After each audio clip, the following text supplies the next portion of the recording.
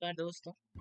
मैं विशाल और मैं एक विद्यार्थी, एक जिज्ञासु और इस देश की सामाजिक सच्चाइयों का एक साधक हूँ। मैंने ये डॉक्यूमेंट्री सीरीज इसलिए शुरू की है क्योंकि मुझे लगता है कि आज के भारत में जात की जड़ें अब भी बहुत गहरी हैं और अगर हम इसे जड़ से समझे नहीं तो कभी मिटा भी नहीं पाएंगे। मैं चाहता हूँ कि हम साथ मिलकर सोचें कि आखिर ये जात व्यवस्था शुरू कैसे हुई, इसका हमारे समाज पर क्या असर पड़ा और अब हमें क्या करना चाहिए। तो आइए इस डॉक्यूमेंट्री सीरीज के पहले अध्याय में हम बात करेंगे उस मूल अंतर की जो वर्ण और जाति के बीच है।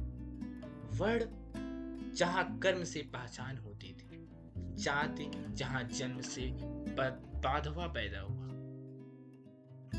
शुद्धता बनाम पेशा, यही है आज के अध्याय का विषय। भारत दुनिया की सबसे पुरानी सभ्यताओं में से एक। हजारों सालों से ये जमीन धर्म, दर्शन और ज्ञान की जननी है। लेकिन इन्हीं हजारों वर्षों में कुछ ऐसी रेखाएं भी खिंच गई जो इंसान को इंसान से अलग करने लगी। वर्ण और जाति, दो शब्द, दो व्यवस्थाएं, लेकिन इतिहास में ऐसे उलझे कि आज तक हम इन्हें सुलझा नहीं पाए।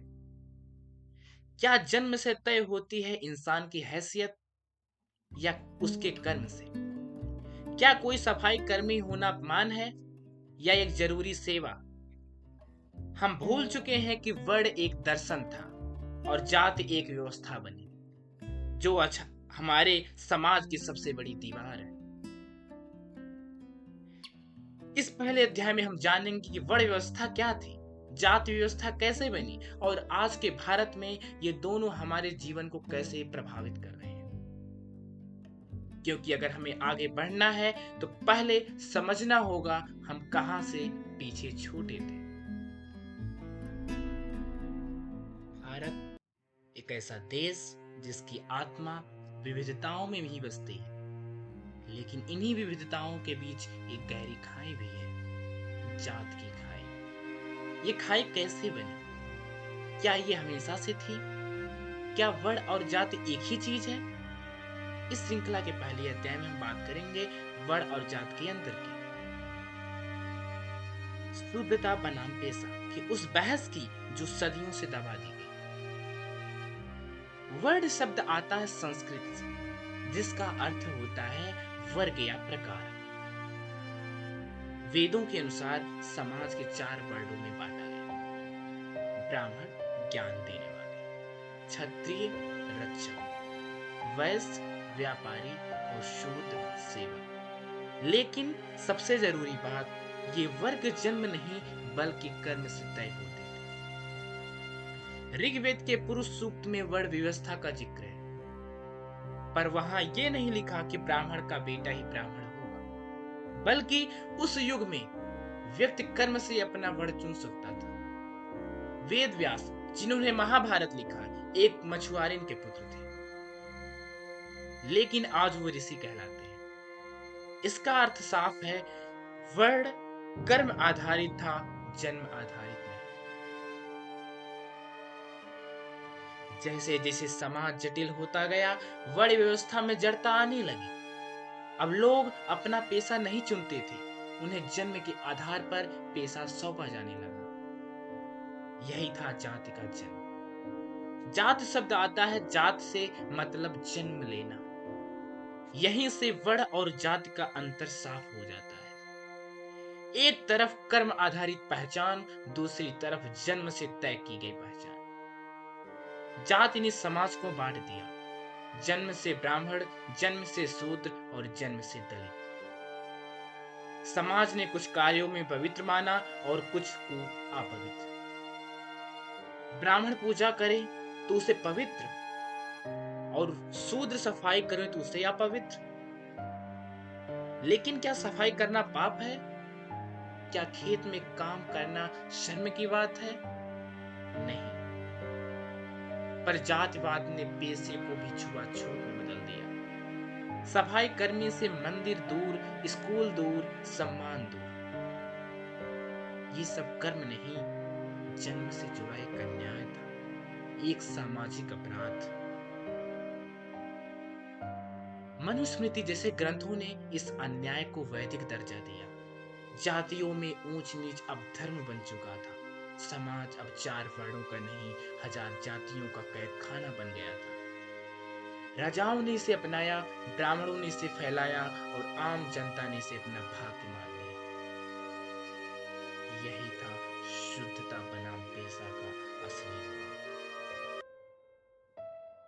आज हमारे पास संविधान है, कानून है, आरक्षण है, लेकिन क्या जातिवाद खत्म हुआ है? आज भी लोगों से पूछा जाता है, आपकी जाति क्या है? स्कूल में दाखिला लेते समय, नौकरी के फॉर्म में और शादी के रिश्ता में। क्या यही है आधुनिक भारत की पहचान? क्या जात आज भी हमारे पेशे को तय कर रही है? क्या आज भी कुछ जातियां मजदूर और सफाई तक सीमित हैं?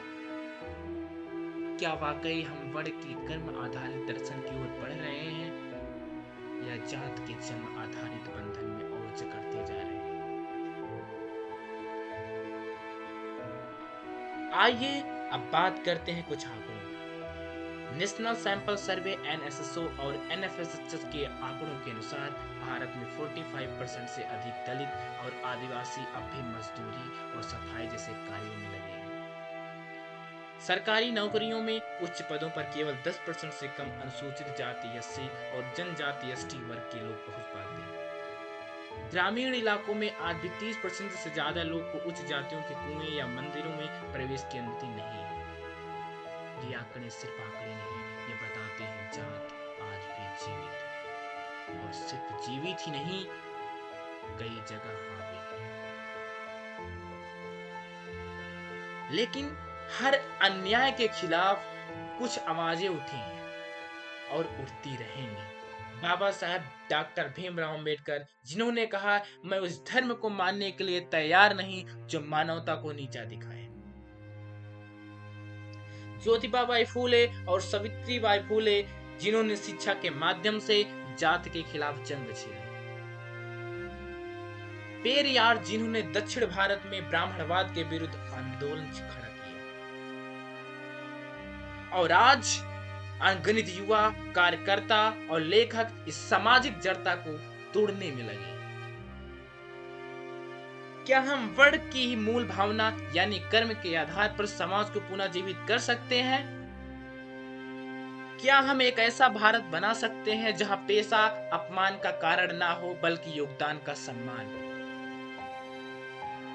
अगर सफाई कर्मी ना हो तो क्या शहर चल पाएगा? अगर खेतिहर ना हो तो क्या खाना मिलेगा? हर पेशा आवश्यक है, हर इंसान बराबर है। जब तक हम जन्म के आधार पर पहचान बांटते रहेंगे, तब तक हम वर्ण और जात के अंतर को समझ नहीं पाएंगे। जाति एक सामाजिक निर्माण है, और जो समाज ने बनाया है वो समाज ही बदल सकता है।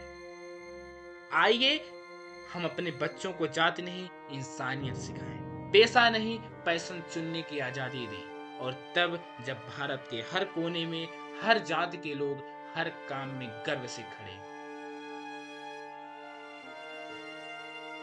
तब हम कह पाएंगे, हमने वर्ण और जात के फर्क को सिर्फ समझा नहीं, बदल भी दिया। यह वीडियो श्रृंखला एक प्रयास है भारत को जातिवाद से मुक्त सोच की ओर ले जाने का। कृपया शेयर करें, चर्चा करें और बदलाव में भी भाग लें। कर्म ही धर्म है, जन्म तय करता नहीं, तय करता आपका मूल आप तय करते। जय